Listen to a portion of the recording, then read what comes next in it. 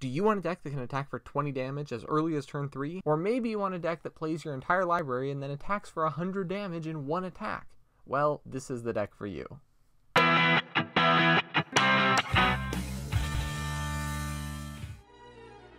Hello and welcome back to Bean's Budget Brewery. Now this is a deck tag on a deck I like to call Spin the Wheel, but most people are probably going to call it Glimpse because it's based around Glimpse. This is Glimpse, we'll get to it later. In Commander, there's a type of deck called Chaos. A Chaos deck likes to cast spells that cause chaos in the game. Ironically, Chaos Orb is not one of them. Causes BAM!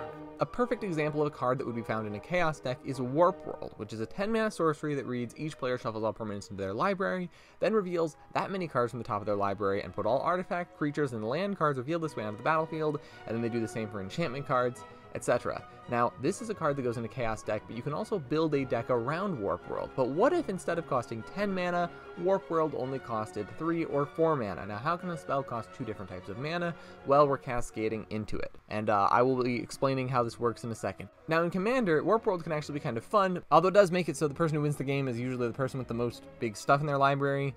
Theoretically, there is a scenario where nothing changes at all, but that's like 1 in a million times a number so big I can't even comprehend. Now, Glimpse of Tomorrows is a Warp World, but only for you, and you can't cast it. You have to suspend it for 2, which means that it'll go off in 3 turns, which is fun, but not exactly the most powerful thing to do.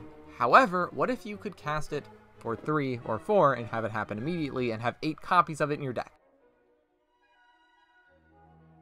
Cascade was originally supposed to give you extra value on an overcosted effect. For example, a 4-mana 3/2 is just bad. Who would want to play a 4-mana 3/2? Oh, okay, it has haste. Still bad, right? But 4-mana 3/2 plus a random card that costs 3, 2, or 1 is pretty darn good. And if you're cascading into one of these suspend spells, there's a bunch of them, then it got even better.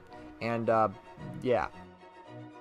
Because whenever you cascade, you are always going to be hitting an online card, you can just take one of these 0 mana cost suspend spells, which were not balanced to be played for 3 mana, and you can build your deck around them because you'll have more ways of hitting them. Now, what you might have realized is that if we are playing a deck where we have Glimpse and a Cascade spell, we can't really play anything that costs 1 or 2 mana because we'll just cascade into it. And so the fact that we don't have a lot of low mana stuff is a big weakness of the deck, but it's okay. We got ways around it. I'll get to them in a minute too. First, we're going to explain what this deck wants to do. Now, what it really wants to do is this meme. This is the ideal start. Turn 3 win. Okay? This is not going to happen. After playtesting the deck a lot, I have discovered that you generally want to have like 5, 6, or 7 permanents in play. Having just 3, you're never going to hit what you need, but if you have 7, you're almost always going to hit what you need. Just imagine playing your entire opening hand. That's kind of what happens when you spin for 7.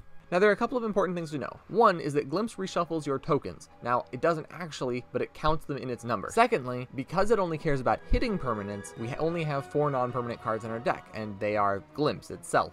All of the rest of our cards are permanent, so whenever we flip, we are generally not going to go down cards unless we like hit 3 glimpses, which would be really unfortunate. We have Calling Wave Sifter to give us early tokens in order to flip into something really big, and our big things are these 2 creatures and then something to give them haste. And then we have our most explosive card, which is Goblin Dark Dwellers, which is often just a win more card, but the winning more is so fun. And Prosperous Pirates in order to cast it from hand in case it gets stuck. And so even though 12 of the cards in our deck cost red, we have no lands that produce red.